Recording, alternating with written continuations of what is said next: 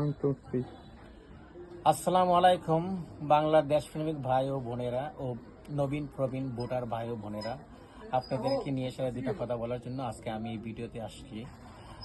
আশা করি যে যেখানে আছেন ভালো আছেন, আমিও আপনাদের দোয়া ইনশাল্লাহ অনেক ভালো আছি। ভালো থাকবেন, এই দোয়া কামনা প্রত্যাশা আমার। আচ্ছা, আমরা দুটা কথা বলতে চাই যে আমরা আসলে অনেক সময় দেখা যাচ্ছে যে এক কাপ চার বিনিময়ে বা 500,000 টাকার বিনিময়ে আমরা ভোট যাকে খুশি তাকে দিয়ে দিই। যোগ্য প্রার্থী আমরা চিনি না, যোগ্য নেতা আমরা বুঝি না। তো আমার কথা হলো যেটা, আপনি 500-1,000 টাকার বিনিময়ে আপনি যে ভোটটা তাকে দিবেন কথা দিলেন, কিন্তু দেখা গেল যে আপনি 500-1,000 টাকা খাইছেন কিন্তু তাকে ভোটটা দিচ্ছেন না, ভোটটা আপনি অন্য জায়গায় দিয়ে দিচ্ছেন। তাহলে আমি মনে করবো যে সারা জীবনের জন্য তার কাছে আপনি ঋণী হয়ে গেলেন, তার কাছে আপনি সারা জীবনের জন্য ঋণী থাকলেন। আবার আমরা যদি এর দিকে দেখি, উল্টাভাবে যদি আমরা দেখি যে ভোটটা আপনি যাকে দিবেন বলে মানে টাকা খাইছেন তাকে ভোটটা দিয়ে দিচ্ছেন, ভোটটা দিচ্ছেন, কিন্তু ওই দল ক্ষমতায় গেল, ক্ষমতায় যাওয়ার পরে ওই দলের কাছে আপনি কি আশা করেন?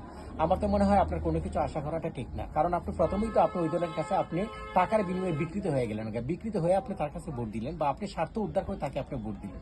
তো এই দলের কাছে যদি আপনি আপনি আমার মনে হয় না যে দেশের জন্য বা আপনার জন্য কোনো কিছু আশা করতে পারেন। তাই আমি বলবো যে অর্থের বিনিময় নয়, স্বার্থের বিনিময় নয়, আপনি নিজের জন্য বা আপনার দেশের জন্য একটা ভোট যাকে খুশি তাকে দিবেন। তবে হ্যাঁ, যোগ্য পাত্রী বা যোগ্য নেত্রী, যোগ্য নেতা দেখে ভোটটা দিবেন। ধন্যবাদ সবাইকে। ভুলভ্রান্তি হলে মাফ করবেন। ভালো লাগলে লাইক করবেন, শেয়ার করবেন প্লিজ।